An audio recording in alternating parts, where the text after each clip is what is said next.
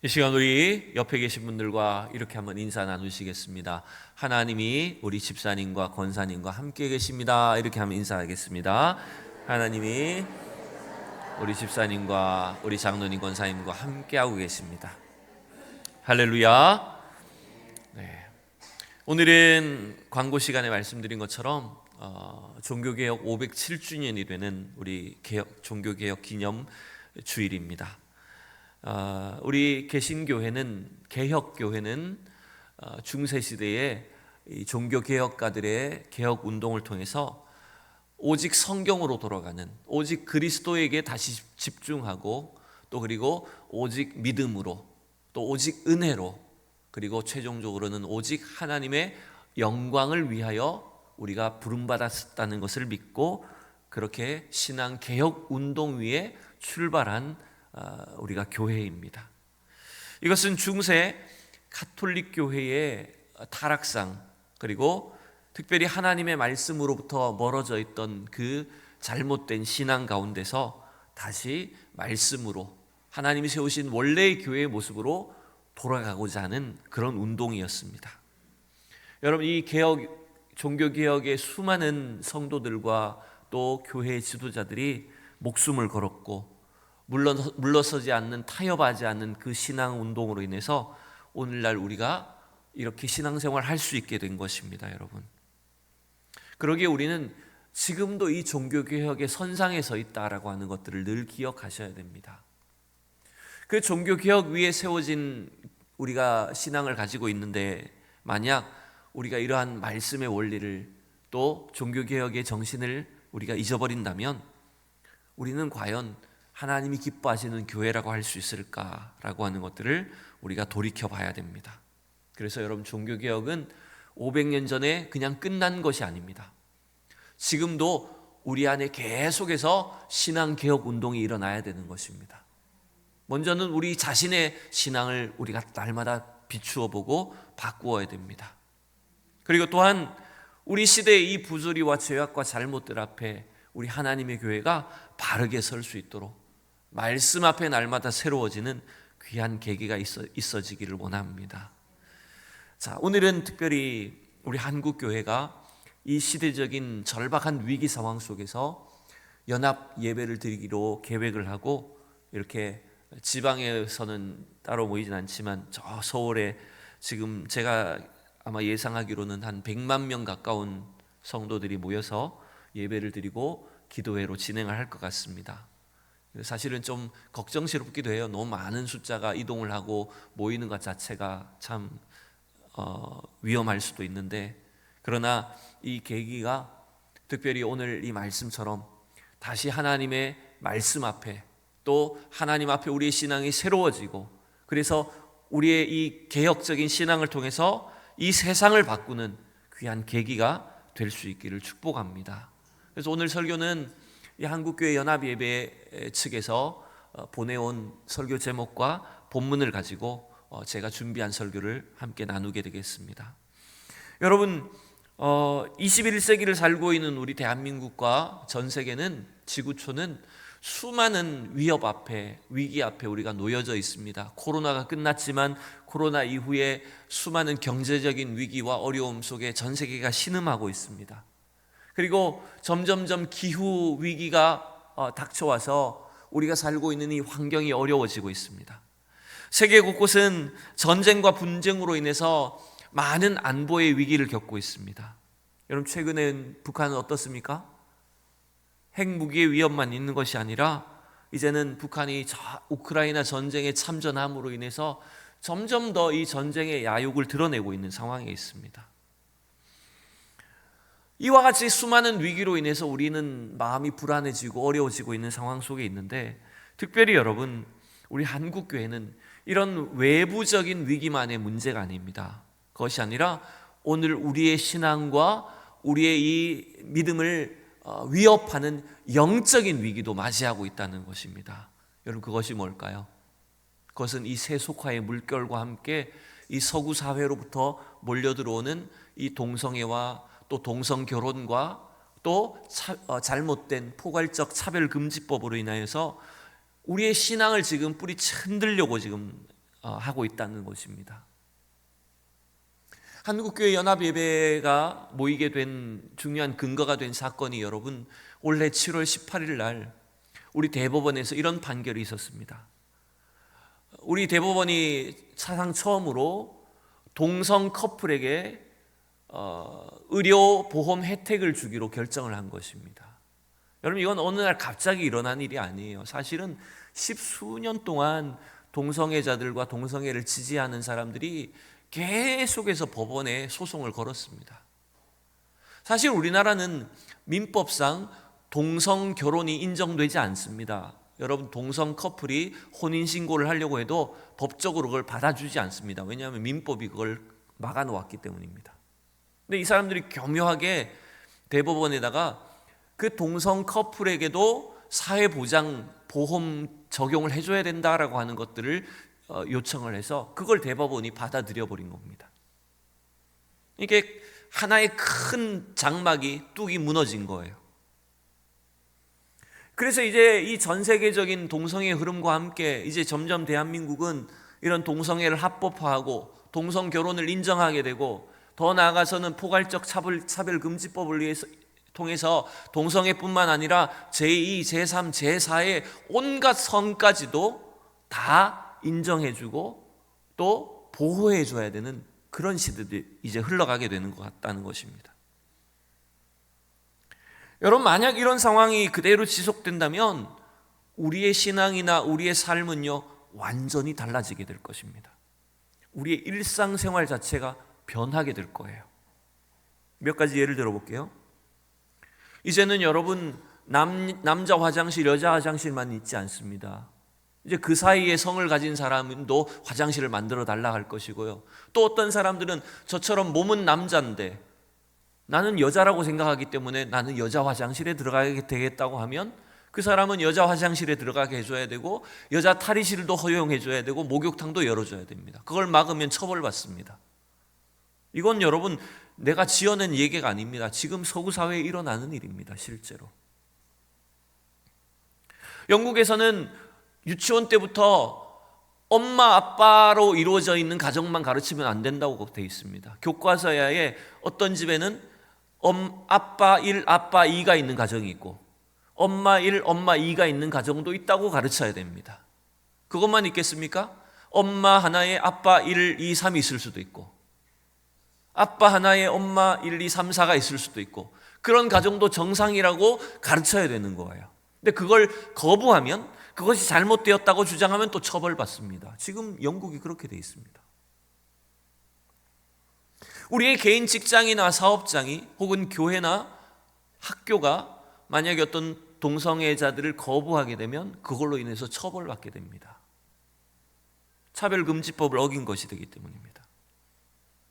최근에 미국 교회나 캐나다 교회는 교단 자체가 아예 동성애를 인정하고 지지하는 쪽으로 넘어갔기 때문에 개교회의 목회자가, 개교회 성도들이 동성애를 반대하는 발언을 하거나 설교를 하면 쫓겨납니다. 쫓겨나고 있습니다. 실제로 여러분 유튜브에서 보신 분들 있겠죠. 얼마 전에 미국 교회의 한인교회 목사님이 예배 시간에 쫓겨났습니다. 교단 감독하는 사람이 와서 이제 당신은 이 교회 담임 목사를 못합니다라고 쫓아내버렸어요. 왜냐하면 동성애를 반대했다는 것 때문에. 실제 사건입니다. 이런 일들이 이제 곧 우리의 현실이 될 수 있다는 것입니다.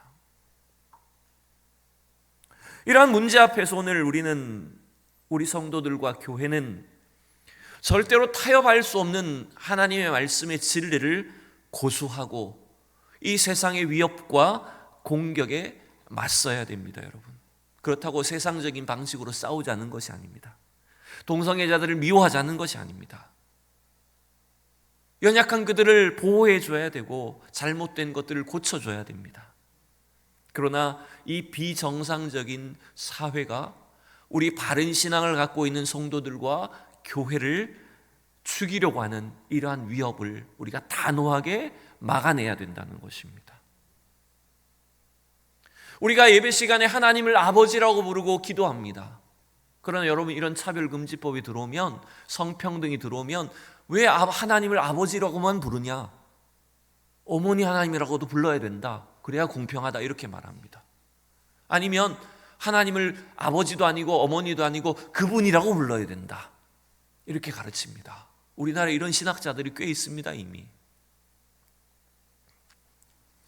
여러분, 오늘 본문엔 남유다의 멸망으로 인해서 바벨론의 포로로 끌려간 다니엘과 그의 세 친구들이 이 무서운 세상 권력의 위협 앞에서 우상의 문화 속에서도 그들이 목숨을 걸고 자신들의 신앙을 지켰던 이야기입니다. 다니엘과 세 친구는 타협하지 않는 단호한 신앙으로 인해서 이방 세상 속에서 하나님을 알지 못하고 하나님을 인정하지 않는 그 우상의 문화 속에서도 위대한 승리를 이루었습니다. 오늘 우리가 이 짧은 시간 우리에게 주신 이 말씀을 통해서 이 우리에게 닥쳐진 영적 위기 속에서 과연 우리가 어떻게 행동해야 될지, 우리가 어떻게 우리의 신앙을 고수하고 이 물결에 맞서야 될지를 다시 한번 깨닫고 배우는 귀한 말씀이 될 수 있기를 축원합니다. 다니엘과 포로로 붙잡혀간 세 친구는 여러분 성경의 이름이 뭐라고 기록되어 있습니까? 사드락과 메삭과 아벳느고라고 이름이 되어 있습니다. 이 이름은 여러분 유대식 이름이 아닙니다. 히브리의 이름이 아니고 이미 바벨론 이름으로 바뀌어버린 겁니다. 일제시대에 우리 성도들이, 우리 한국 사람들이 이름을 빼앗겼던 것처럼 이 사드락 메삭 아벳느고는 자기의 본래 이름이 유대식 이름이 있음에도 불구하고 하나냐 미사엘 아사랴라는 이름이 있음에도 불구하고 그 이름이 다 빼앗겨버린 겁니다. 바벨론 이름으로 바뀌어버린 거예요. 그들을 포로로 잡아간 왕은 느부갓네살 왕인데, 여러분 오늘 이 3장의 상황은 어느 날 이 느부갓네살 왕이 자기의 모양을 닮은 금신상을, 거대한 금신상을 세워가지고 모든 백성들, 모든 신하들은 그 신상 앞에 절을 하라고 시킨 것입니다. 그 신상이 얼마나 컸냐면요, 몸통은 한 3m가 되고 높이는 30m 정도 되는 겁니다. 거대한 금신상을 만든 겁니다. 사실은 느부갓네살 왕은 2장에서 다니엘이 해석해 준 꿈에서 어떤 하나님의 해석을 경험했습니까? 자기가 꿈에서 봤던 그 신상이 금으로 되어 있고 금, 은, 동, 철로 되어 있던 꿈속에 나타났던 그 신상이 어떻게 되어버렸습니까? 하나님의 권세 앞에 깨어지는 꿈을 꿨습니다. 아마 우리가 짐작할 수 있는 것은 이 느부갓네살 왕은 그 꿈의 해석을 경험했으니까 그러면 나는 절대로 깨어지지 않는, 무너지지 않는 권력을 내가 유지해야 되겠다, 그런 나라를 세워야 되겠다, 그런 야심을 갖고 아마 이 거대한 금신상을 세웠을 것이라고 생각됩니다. 그리고 모든 관리들을 불러서 이제 그 신상 앞에, 자신의 신상 앞에 절을 하게 하고, 절을 하지 않으면 어떤 벌을 내립니까? 뜨거운 풀무불에 사람을 집어 던지도록 한 것입니다. 불에 던져서 죽이도록 한 거였어요. 여러분, 하나님만 섬기기로 결단했던 이 다니엘과 세 친구는 왕이 주는 음식도 먹지 않고 그들의 신앙을 지켰는데, 여러분 이제는 더 큰 위기가 다가온 것입니다. 여러분, 우리가 이걸 기억해야 됩니다. 저와 여러분이 바른 신앙을 가지고 하나님의 말씀의 진리를 고수하고 이 땅을 살려고 하면 할수록 세상은 더 크게 우리를 위협하고 압박할 수 있다는 것입니다. 그게 여러분 잘못된 것이 아닙니다. 사드락과 메삭과 아벳느고는 당연히 금신상에 절을 하지 않았고 다른 신하들로 인해서 고발됩니다. 왕에게 끌려온 이 세 사람 앞에 무서운 협박도 있었고 회유 작전도 있었지만 그들은 끝까지 자신의 죽음을 알면서도 신상에게 절을 하지 않겠다고 말을 합니다. 오늘 본문 두 구절을 보시죠. 16절과 17절 같이 읽어봅니다. 시작. 사드락과 메삭과 아벳느고가 왕에게 대답하여 이르되 느부갓네살 왕이여, 우리가 이 일에 대하여 왕에게 대답할 필요가 없나이다. 왕이여, 우리가 섬기는 하나님이 계시다면 우리를 맹렬히 타는 풀무불 가운데서 능히 건져내시겠고 왕의 손에서도 건져내시리이다. 아멘. 여러분, 이들은 자신들의 믿음을 지키기 위해서 목숨을 걸었습니다. 여러분, 오늘 우리가 이 다니엘의 세 친구를 통해서 우리가 먼저 배워야 될 첫 번째 교훈은 이겁니다. 세상과 타협하지 않는 단호한 믿음이 여러분 세상을 이기는 것입니다. 사람들은 이렇게 물을 것입니다. 아이고, 한번 절하면 어때? 절 잠깐 하고 나면 안 죽잖아요. 절하고 나면 적당히 타협하면 굳이 여러분 논란도 없을 것 아닙니까? 시끄러울 일이 없을 거 아니에요. 간단히 절 한번 하면 될 텐데 왜 그렇게 고집을 부리냐? 세상은 우리에게 이렇게 말할 것입니다. 그러나 여러분, 이 세 친구는 단호하게 말합니다. 우리는 하나님 외에는 그 누구에게도 무릎을 꿇을 수가 없습니다. 하나님만 우리의 섬김의 대상이 되십니다 라고 자신들의 신앙을 지키고 있습니다. 앞서 말씀드린 것처럼 다니엘과 세 친구는 이미 바벨론에 끌려왔을 때부터 그들의 마음을 정했습니다. 뜻을 정했습니다. 어떤 상황이 있어도 우리는 하나님만 섬기겠다고 결단했습니다. 그래서 왕이 주는 음식을 거절하고 우상에게 바쳐진 제물을 거절하고 채소만 먹고 우리가 죽더라도 그렇게 하겠다고 결단했다는 것입니다. 여러분, 그래서 여러분, 이렇게 미련해 보이고 융통성 없어 보이는 사람들이 없지만 세상과 타협하지 않는 그 믿음의 결단이 있었기 때문에 지금까지 바벨론에서 이들이 살아남을 수가 있었다는 것입니다. 여러분, 그래서 중요한 건 뭔지 압니까? 우리가 믿음의 결단을 하는 그 첫 시작이 중요한 거예요. 여러분, 첫 번째 그 고난을, 첫 번째 위협을 이겨내면 그 다음에 더 큰 시험이 오더라도 능히 이겨낼 수가 있다는 것입니다. 여러분, 적당히 타협하고 대충 넘어가 버리면 이후에 나머지 영적인 공격이 왔을 때 그때는 와르르 무너지게 돼버리는 겁니다. 만약 우리의 신앙 때문에 어떤 위협이 있다는 것을 알면서도 또한 우리가 기꺼이 고난을 감수하겠다고 하는 그 결단을 가지고 우리가 믿음을 가지고 나아갈 때 여러분, 주님은 우리를 오늘도 이 시대 속에 이 다니엘과 세 친구처럼 세상을 이기는 믿음이 되게 하실 줄로 믿습니다. 두 번째, 여러분, 비슷하지만 우리 이걸 또 살펴봐야 됩니다. 목숨을 거는 헌신적인 신앙을 여러분 세상은 절대로 이기지 못한다는 것입니다. 여러분, 세상은 우리를 타협하게 함으로 혹은 물리적인 힘을 이용해서 폭력을 이용해서 억압하고 법을 제정해서 강제로 우리가 그 세상에 따라가게 하지만, 굴복하게 하지만 여러분, 그러나 우리의 신앙을 이길 수 있는 것은 우리의 그러한 힘이 여러분 절대로 우리의 믿음과 신앙을 무너뜨리지 못한다는 것을 여러분 믿으셔야 됩니다. 여러분, 초대교회가 로마 제국의 그 황제들의 엄청난 압박 속에서도 핍박 속에서도 무너지지 않았던 이유가 뭡니까? 종교개혁 시대의 무서운 처벌 속에서도 여러분, 이 개혁운동이 완수될 수 있었던, 하나님의 교회가 세워질 수 있었던 이유가 뭘까요? 그것은 목숨을 걸었던 신앙인들이 있었기 때문입니다. 목숨을 걸었던 헌신자들이 있었기 때문에 여러분, 이 일이 승리할 수가 있었다는 것입니다. 여러분, 오늘 본문에서도 이 세 친구들은 자신들이 죽을 것을 알면서도 여러분 당당히 풀무불 속에 들어가고 있는 걸 우리가 볼 수가 있습니다.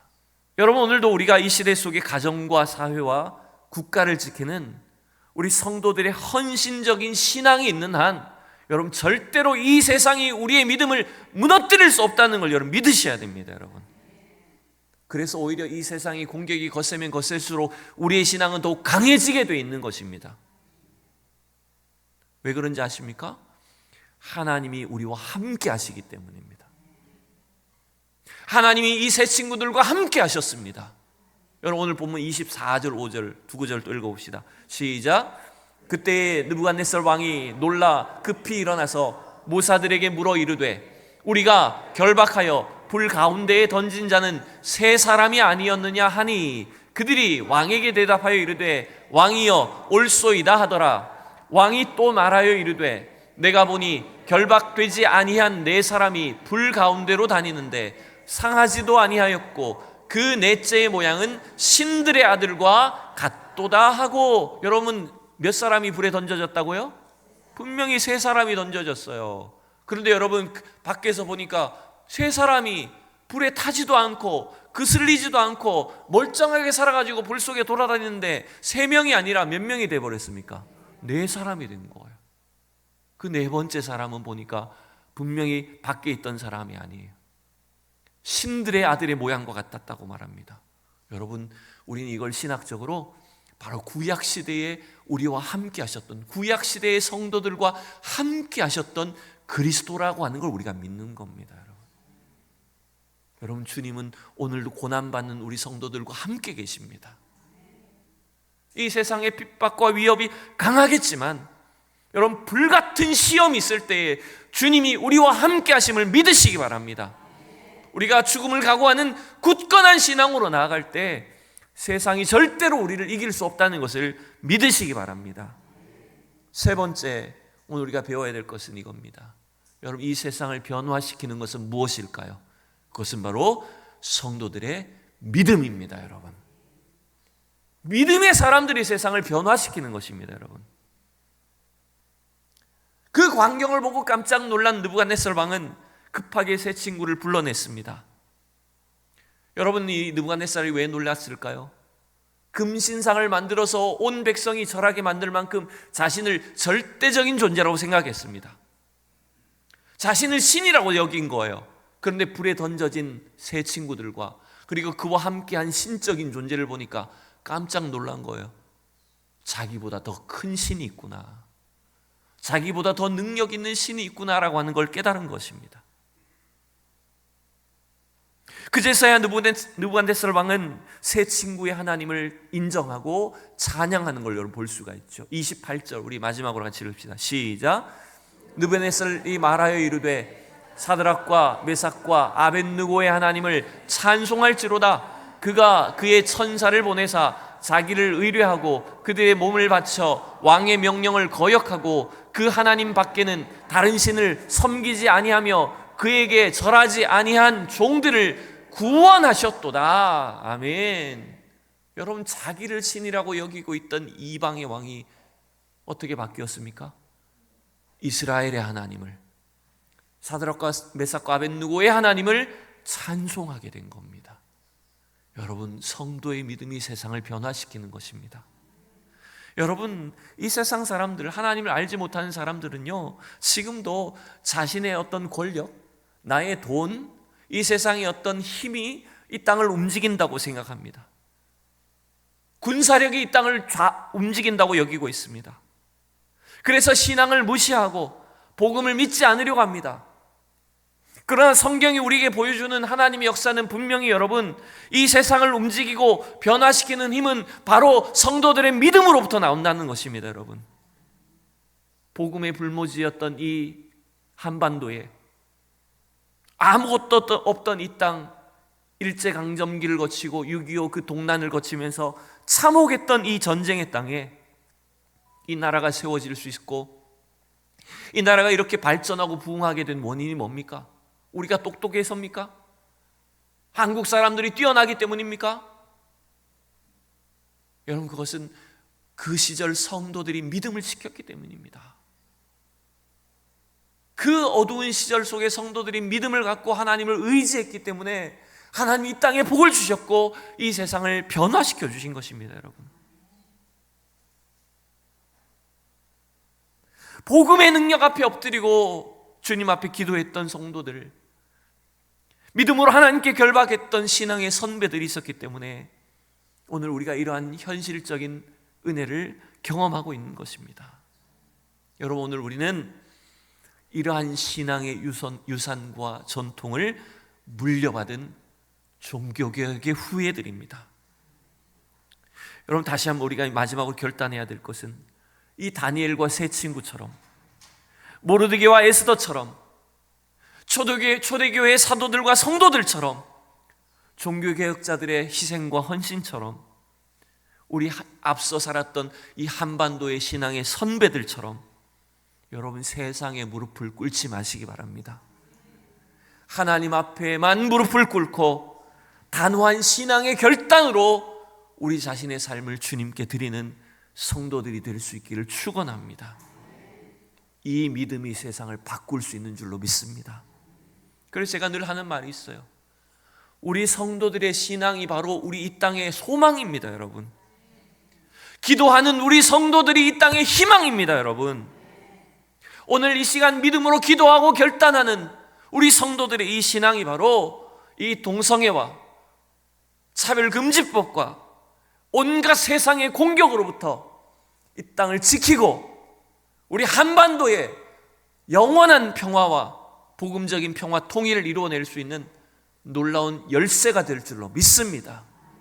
여러분, 이 능력이, 이 은혜가 오늘도 우리 한국교회 위에, 우리 대전 소형교회 위에 일어날 수 있도록 우리가 담대하게 이 시간에 기도하고 하나님께서 이 땅을 지켜주시도록 하나님 우리의 믿음을 사용하여 주시옵소서. 우리의 믿음이 바르게 서게 하여 주시옵소서. 그래야 하나님 복음 위에, 말씀 위에 우리 한국교회가, 우리 한 사람 한 사람의 신앙이 바르게 서는 귀한 역사가 있게 해달라고 이 시간 함께 기도하는 귀한 시간이 되기를 원합니다.